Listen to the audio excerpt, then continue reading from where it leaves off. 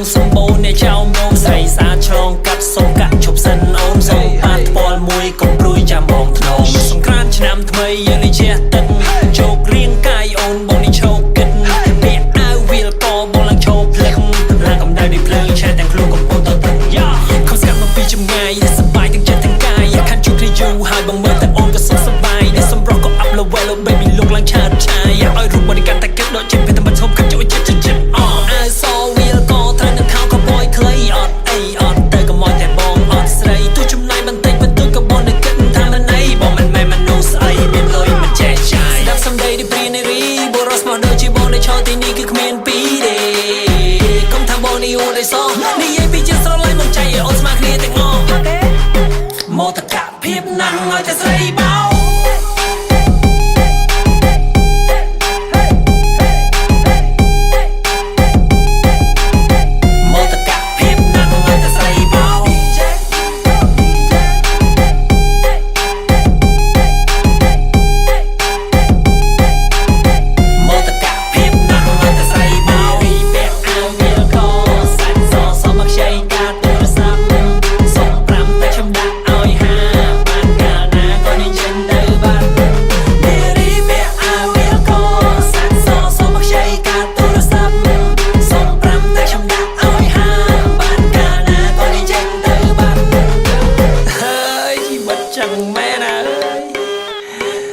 ស្មោះគេបោកចឹងមែនណា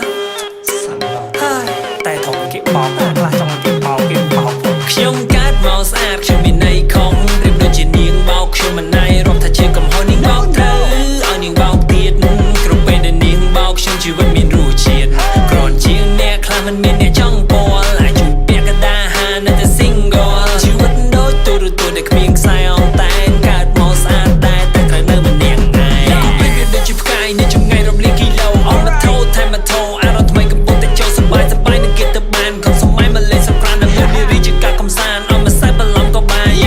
សន្យានឹងខ្លួនឯងថាយកសង្សារពីយកនារី3បើសិនជាអូនប៉ែតតែសន្ថែម4ដាក់ចិត្តយ៉ាងនេះហើយមិនឲ្យអូនរួចខ្លួនយក